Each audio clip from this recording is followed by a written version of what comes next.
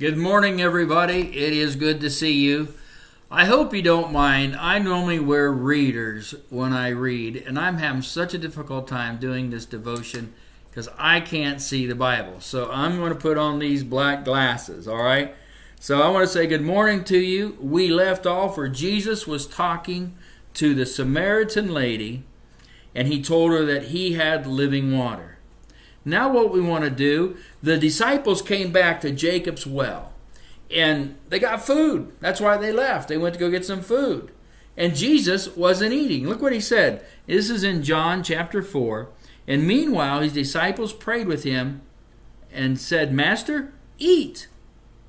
But he said unto them, I have meat to eat that ye know not of.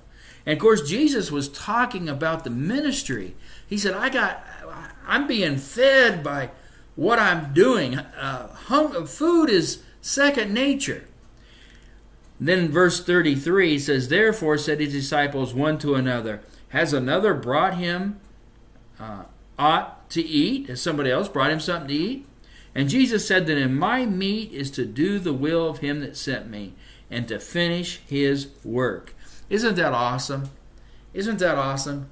Jesus was here to do what the Father told him to do. He had a mission, and he is going to do it. Now listen, today you have a mission. You got to go to work. You got to do what you got to do. Take care of the kids, work at the factory, work on the farm, whatever it is. You got to do what you got to do. But while you do what you do, remember, God's got a mission for you.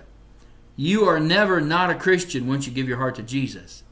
You need to understand that God wants to use you no matter where you're at. Let's go ahead and look at the next verse. Say not ye, there are yet 4 months, and then cometh harvest. Behold, I say unto you, lift up your eyes, and look on the fields, for they are white and ready to harvest. And he that reapeth receiveth wages, and gathereth fruit unto life eternal, that both he that soweth and he that reap may rejoice together. And what he's saying, my friends, there's all kinds of lost people out there. There's all kinds of hurting people out there. And we got to look. He said, don't say it's in 4 months. Jesus says the harvest is right now.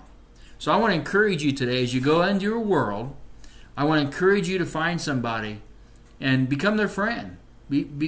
Put your arm around them, encourage them, say kind words, be available to them, because they're your harvest. Don't wait. Don't wait till someone comes and begs you. You got to go out and look at it and notice it. See, it's interesting. If the harvest was ready, everybody would know that. Farmers always wait for the harvest. I mean, harvest is time you make money. They did all that plowing and disking and sowing and all that weeding. They did all that just for the harvest. Jesus says, hey, the harvest is right now. So let me ask you a question.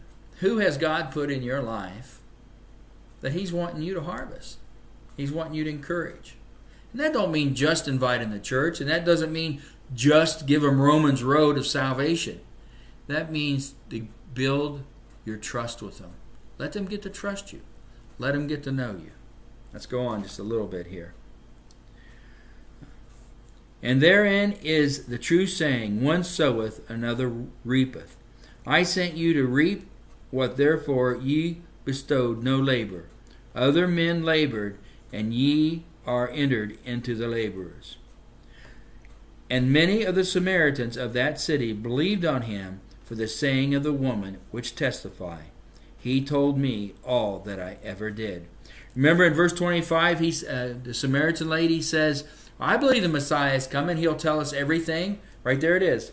Verse 25. He will tell us all things. She runs to the city, and what did she say to him? Verse 29. Come and see the man which told me all things. And then we see it again in verse number 39, saying the woman testified, He told me all things I ever did. In other words, Jesus knows everything. And Jesus has somebody for you to minister to. Who's at the well waiting on you? Go get him today. Just wait for God to open the door. You don't need to kick the doors in, folks. God will open the doors. You have a good day, and I look forward to talking to you tomorrow.